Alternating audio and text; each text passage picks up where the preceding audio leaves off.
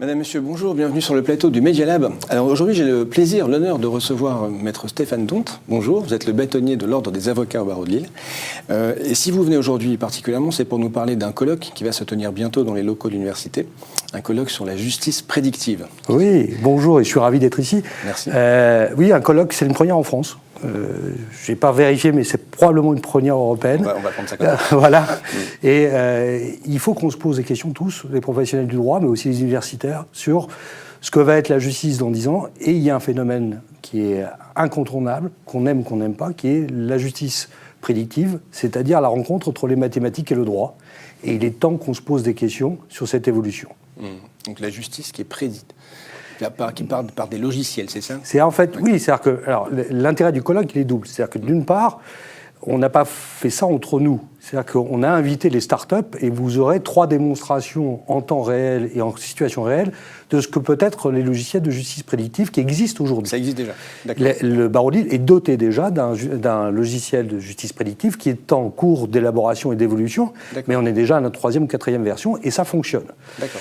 Donc, qu'est-ce que c'est que cette justice prédictive? C'est probablement, d'une part, la possibilité d'examiner avec une intelligence artificielle l'édition de justice. Vous savez qu'il y a la loi Le Maire qui va développer la possibilité d'avoir un certain nombre de données maintenant à laquelle on n'avait pas accès et qu'on aura demain. Et donc, la masse de données, il faut bien pouvoir la traiter, et c'est l'intelligence artificielle qui le permet aujourd'hui.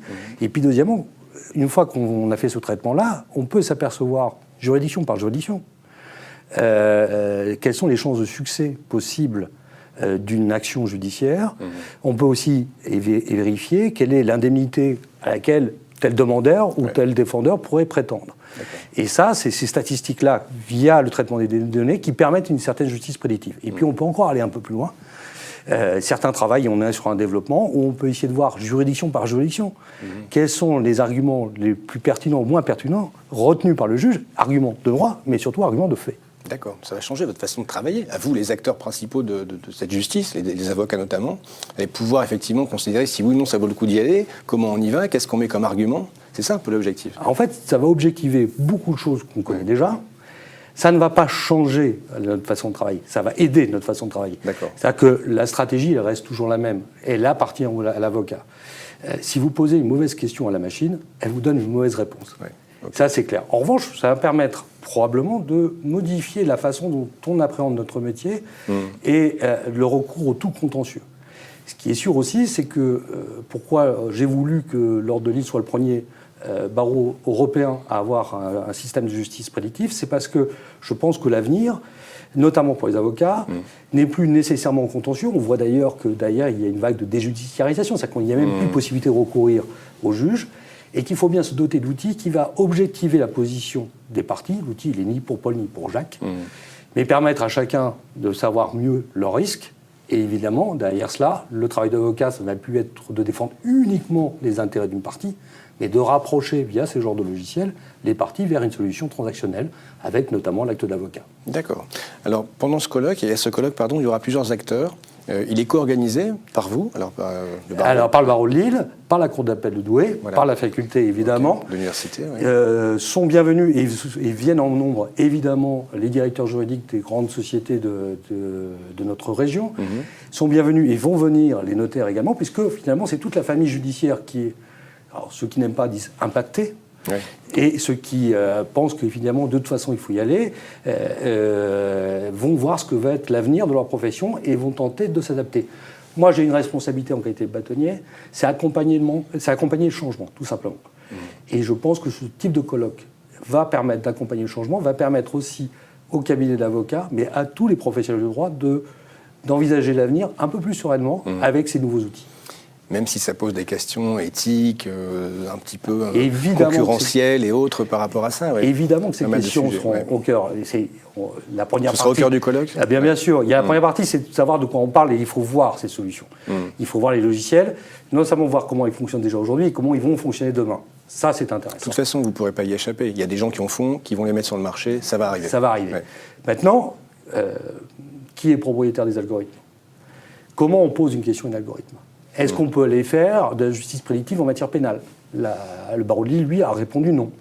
Et c'est de savoir si il est mieux de commettre un meurtre dans la région de Douai ou dans la région de Lille, ou la région de Montpellier, et que la peine n'est pas forcément la même.